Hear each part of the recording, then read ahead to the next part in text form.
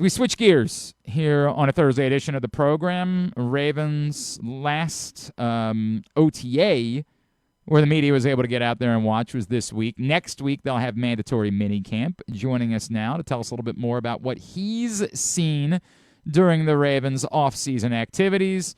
You know him from The Athletic, where he covers the Ravens. He also has a podcast we'll have him tell us about. He is our buddy Jeff Zrebiec, and he is back with us now here on GCR. Jeff, it's Glenn. What's going on, bud? How are you? Great, Glenn. It's been a while to talk to you. I always enjoy it. I always appreciate you, my friend. Jeff, it's interesting as I was reading what you wrote. Like, there is a small part of me that has not really spent a lot of time focusing on the Ravens defense and has almost granted the idea that Jesse Minter is just going to sprinkle some pixie dust and the defense is going to be just fine. And so maybe I have not done a fair job of actually analyzing this. What, from a personnel standpoint, from a scheme standpoint, what questions are there about the defense and what Jesse Minter needs to fix moving forward? Yeah, I think by his presence alone and the scheme he plays and teaches, they'll be better. I want to be clear on that, but there's questions, Glenn. I mean, you had some veterans last year that regressed. I think we all can acknowledge that. Is that a sign of things to come or just one of those years? You have some young guys that I think showed you they could play, but didn't play up to what you think they're capable of doing and making an impact. I think that's Nate Wiggins. I think it's Malachi Starks. I think that's Mike Green. And then, you have some new veterans that they've kind of brought in. So, there's 3 or 4 spots I think you have legitimate questions on defensively. And I think still, all these months later, the big question is, will they have a healthy Nnamdi Madubuike on the field? I think everyone saw the Schefter tweet that he had surgery. This will allow him to play and said, okay, this is a formality. Madubuike will be walking in that door come start a training camp, and maybe he will, but we don't know that yet. The Ravens don't know that yet. And until they do, you're missing arguably one of your most important pieces on defense. I think we saw it last year how much his loss impacted them at every level. To the point, we also, even if he plays, is he Nnamdi Madubuike? Yeah, right. And that is a significant. It's been a while, yeah, 100%. You bring up Mike. Mike Green popped a couple of times last season. We saw flashes. The presence of Trey Hendrickson, it feels like, would make us say, well, if they've got to account for Trey Hendrickson, then Mike Green should be able to develop a little bit more into the player that we expect him to be. Is that too simplistic when we suggest it that way? No, I don't think so, because I think you have expectations that players are going to naturally get better. And for a long time, Glenn, and people complained about this with John Harbaugh in certain positions, people complain that these rookies weren't getting on the field enough. They weren't getting these guys enough snaps earlier in their career, specifically some of their young edge rushers, to, kind of develop and be the guy they were drafted to be. I think a case could be made last year that they were forced to rely on Mike Green too much. And he played a ton of snaps. He's still learning on the fly. I think we all saw it. As you said, in flashes where he'd make a play, you're like, wow, that's the guy you expected him to be. And then you'd kind of see some inexperience, and then you'd kind of see him be quiet and not realize he's on the field for lengths of time. So I think that experience last year, while maybe he got extended a little bit more than they really would have liked, I think that should help him this year. You bring in Trey Hendrickson. I think you have a different coaching staff with Jesse, and we all saw what he got out of Owe when he went there, and Anthony Weaver. And I think it is natural to expect some development from him and him to, take that big second-year leap. Jeff Zrebiec is with us here on Glenn Clark Radio talking about what he's seen out there with the Ravens during the course of off-season activities. Jeff, if we come to the offense, where it's weird, I've sort of been focusing more of my attention that way. I guess the $1 million question is is there a starting caliber center that's on this roster, or do they still need to address that between now and August? I think they need to address it. Could they get away with starting Danny Pinter, who, looks to be the leader in the clubhouse based on what we've seen through the workout program, the OTAs? Could they get away with starting him for a couple weeks, or him being a Band-Aid kind of plan for a little while? I think so, as long as you're strong at the guard spots and the rest of the O-line. And I think you expect, you paid Dwayne Ledford rather handsomely to get these guys to a new level. But is that a plan? Is that the plan you want? I mean, when this was clearly, if this wasn't the 1A priority, it was 1B, and the other priority was obviously adding juice to the pass rush. Mm-hmm. And so can you really say you completely, I don't want to say fixed, but drastically improve the offensive line when you're kind of starting a guy at center that I don't want to call him a journeyman, but, guy who's not established himself as a starter despite being a veteran? I think that's a tough sell. You of all people know how the Ravens do things, what they choose to put out there. And that Eric DeCosta brought up a trade immediately after the day 3 of the draft when we met with the media. That to me was telling, right? I think that to me was the acknowledgement that we're pretty sure we don't have that guy on the roster. We're going to give some guys some opportunities, but that's a position we're going to continue to scour and look if there's upgrades out there on the trade market. I've said it multiple times. I don't know that anything's changed. People have gotten kind of tight-lipped these last month or so, but I don't think there's starting centers on the roster, Glenn. I'll continue to say that until we get up to late July when they report to training camp. If they haven't made an addition by then, I might have changed my mind, but I still think they're looking and trying to find an upgrade out there. I would think so. I kept looking at the teams that did draft centers and trying to find if there's an obvious choice there of a team that has a veteran center that they'd like to, and I really struggled to find the obvious choice of who the trade partner could be, or the team that's just so crazy confident in that third or fourth round pick that I really did struggle with trying to figure out what the answer would be for who would say, oh, this is a home run, this solves the problem immediately. Yeah, the only guy who I keep coming back to is Garrett Bradbury. And the Bears, as we know, drafted Logan Jones in the second round, the guy the Ravens were targeting. And that guy's not a young rookie. That's a guy that, is an older guy. That's a plug-and-play guy. So you don't really, you can draft him and have him sit for a year under Bradbury, who you also traded for, but you're already wasting a prime year of an older draft pick who's also not a first-round pick, so you don't have that extra year involved with him. So do you want to do that? So I thought all along Bradbury's a solid guy. He played under Dwayne Ledford at NC State, so the Ravens will have plenty of intel on him. Is he a standout? Is he a good, would there be a drop-off after Linderbaum? Yes, a little bit. He's not Tyler Linderbaum, but there's a reason Tyler Linderbaum's considered a top 3 center in the sport, and Bradbury's not. But the Patriots went to the Super Bowl with Garrett Bradbury as their center. They had one of the more productive offenses in the league. I think all these trades the Patriots are making with their offense, and people are saying, now finally. But if you look at their offensive numbers last year, yes, they laid an egg in the Super Bowl, but they were pretty damn good all year. So Bradbury had to, he couldn't have been too big of a problem if they had all that success that they did offensively. So I think he'd be solid. And I think solid right now is fine. A known solid, when you plug it, when you think that you've really improved that right guard and you've improved that left guard, solid at center to me works, and you could really paint the picture of a improved offensive line. However, are the Bears just going to give them up? I mean, you're just not. Right. You're probably going to have to overpay more than probably the player's worth. They traded a 5th-round pick, I believe, to get him from the Patriots. So, so I guess a lot will depend on what they're seeing from Logan Jones in Bears camp.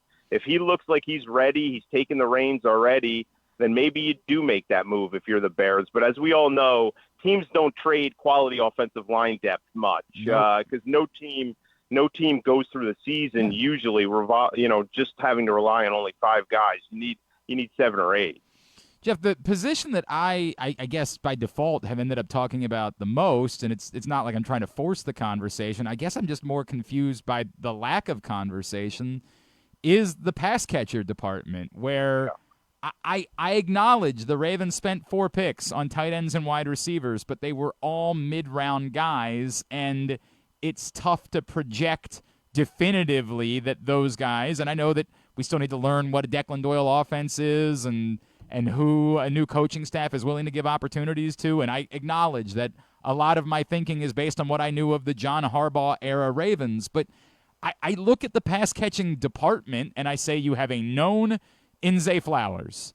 You have what you believe is a known in Mark Andrews, acknowledging he's coming off a very disappointing season. And I would say you have like 2/3 of a known in Rashad Bateman. And that's it in the entire pass-catching department. And I'm not trying to bang the drum. Ironically, it's, I don't even think Stephon Diggs is the guy that I'm most interested in, but I get it. I understand why the conversation shifts that way. It just feels like there's an awful lot of unknown and an awful lot of risk of what one injury could do to the lack of knowns that you have here. And I'm a little surprised there isn't a louder conversation about the need for one of these veteran pass catchers that might be out there. Yeah, I would agree with you at the surprise. There hasn't been more talk about it. And, I haven't asked in a little bit just because of the first message I got on it. And when I kind of reached out after the draft, after the comp pick deadline was no longer in effect, and tried to reach out to some people that I know that, kind of are familiar with the Ravens and know what they're thinking and doing. And there was not one person who said, I expect them to go out and get a pass catcher. They all seemed like, oh, we're good at receiver, which is a little surprising to me. And I will say, and this isn't denouncing what your point is, because I agree with it.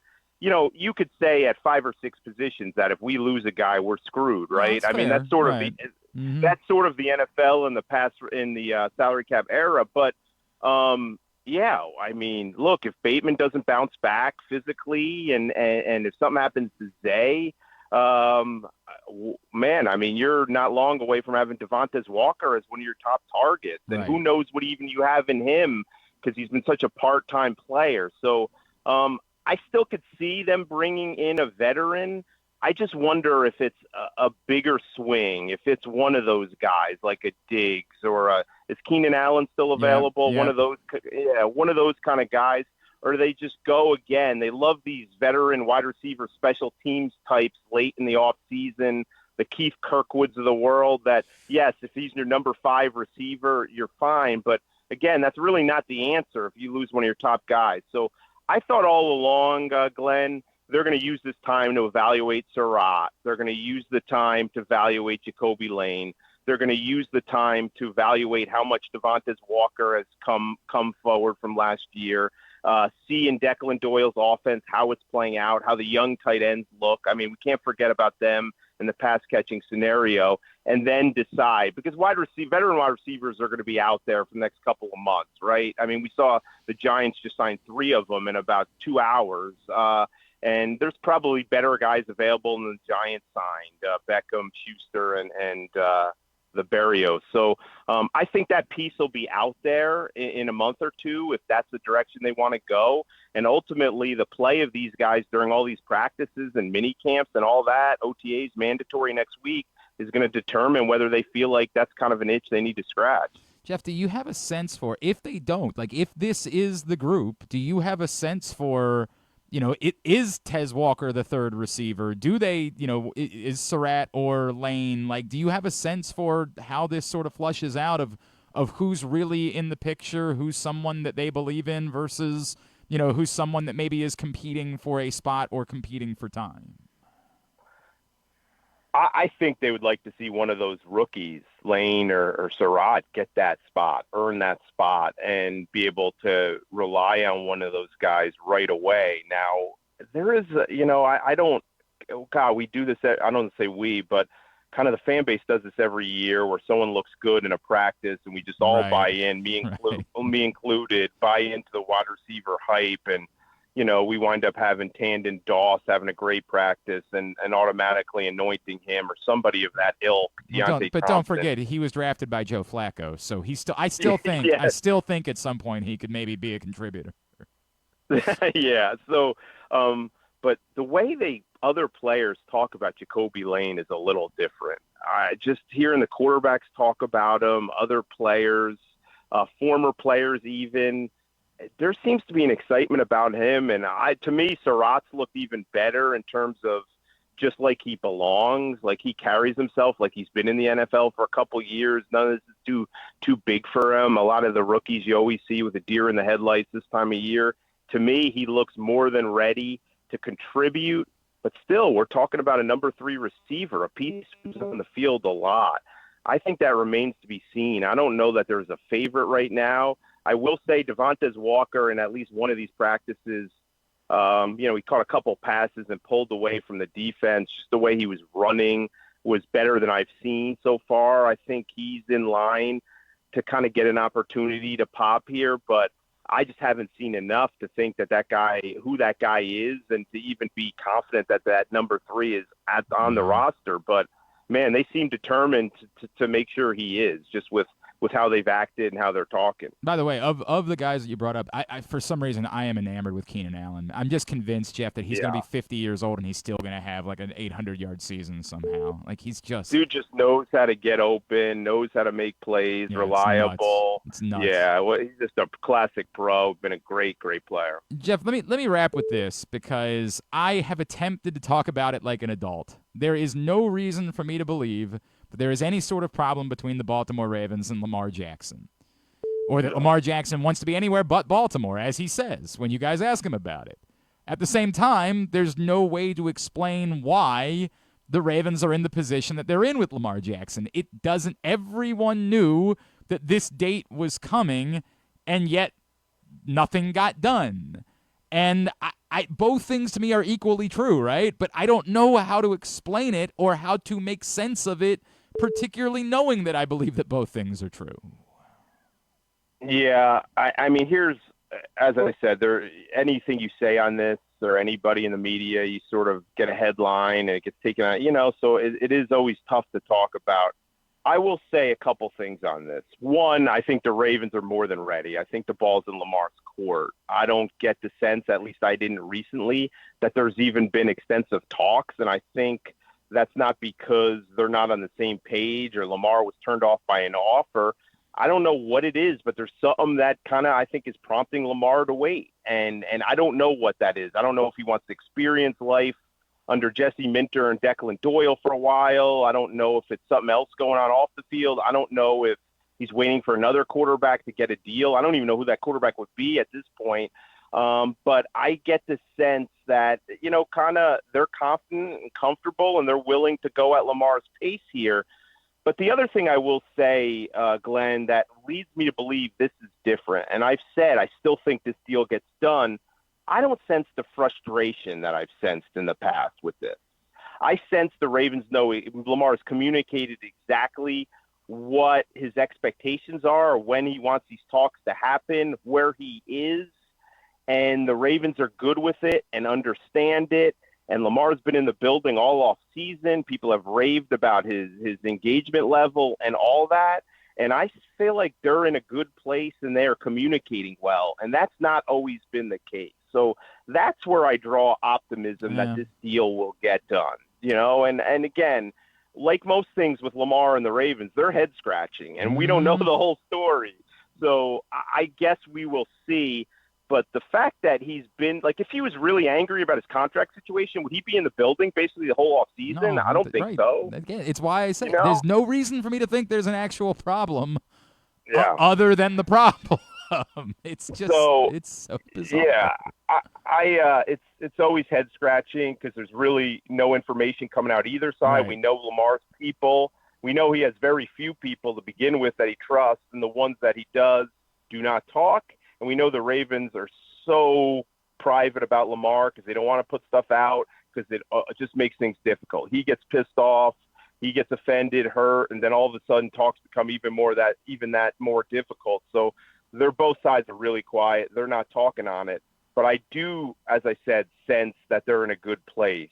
And the Ravens are pretty confident and know exactly where he's at and exactly what he wants to do, and they're good with it. So that's where I draw some of the optimism, Glenn. You want to get a plug in for the podcast, Jeff? Do you think I'm going to plug those other two clowns? I mean, I know I'd be plugging myself, but yeah, we're Baltimore Collective, and it's kind of been interesting, right? I'm not a podcast guy. I tell Trossett all the time I've never once listened to his, and I don't plan on it anytime soon. But it's been an interesting kind of foray into what every other reporter is seemingly doing nowadays, right? So, yeah, it's been fun, and we're kind of going back to one a week now. That'll get quiet. I'm kind of looking forward to this, this next month or so where, you get to prepare, plan, and get ready for training camp, but you're not, under the gun constantly. So it'll be an interesting time. I don't think the Ravens are done, Glenn, so I think we'll have plenty to talk about. At Jeff Zrebiec, of course, is how you follow him, and The Athletic is where you see this stuff. Let's not go this long without doing it again, buddy. Appreciate you as always. Thanks for taking the time for me. Always enjoy it, Glenn. Take care and have a good summer. Talk to you soon. Buddy.